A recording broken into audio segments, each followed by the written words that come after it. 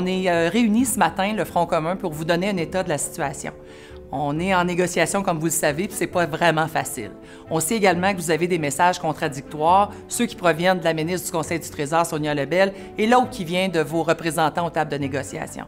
Dans le fond, là, ce qui se passe, c'est qu'on a un message comme vous, de la part du gouvernement qui nous dit « on veut des ententes de principe, on veut être capable de s'entendre avec les syndicats et les travailleurs », mais dans les faits, là, il se passe pas grand-chose aux tables de négociation, c'est extrêmement difficile. Alors laissez-moi vous dire que comme vous, on souhaitait être capable de revenir avec des ententes de principe au mois de juin. On va être avec vous tout au long de ce processus-là. Tenez bon, on a besoin qu'on se tienne toute la gang les coudes serrés. Le 15 décembre dernier, l'employeur nous a déposé ses offres. Depuis ce temps-là, on a eu 14 rencontres de négociation. Il n'y a rien qui bouge aux tables. On a encore les mêmes augmentations de 9 % sur 5 ans que l'employeur nous offre. Ces prévisions inflationnistes du gouvernement sont de 16,6 % pour la même période. Donc, ce qu'on nous donne, c'est de l'appauvrissement.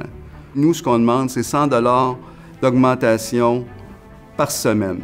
Le gouvernement, en même temps, eux, se sont votés une augmentation de 582 $ par semaine et on ose nous dire à la table de négociation que ce qu'on demande, c'est trop. Deux choses. Sur deux fronts qu'on nous attaque. Premièrement, on veut augmenter l'âge d'admissibilité de la retraite de 2 ans et en plus, on veut réduire nos rentes. Sa raison, il nous dit qu'il a bonifié la Régie des rentes du Québec. Donc, ce qu'il prend d'une main, il le retire d'une autre main pour réduire les rentes de nos travailleuses et travailleurs. Ça, au Québec, il n'y a pas un employeur qui a des salariés avec un régime de retraite à prestations déterminées qui ont osé faire ce coup-là, à part le gouvernement du Québec. Bien, vous avez donc compris qu'en plus de rien nous donner, l'employeur, ce qu'il veut, c'est nous retirer des acquis, donc c'est inacceptable. Et maintenant, pour obtenir de meilleures conditions de travail, il faut continuer à se mobiliser, tant au plan local qu'au niveau régional, comme vous le faites si bien depuis plusieurs semaines. Et il y a un moment culminant à toute cette mobilisation-là, et ça sera le 23 septembre prochain à Montréal.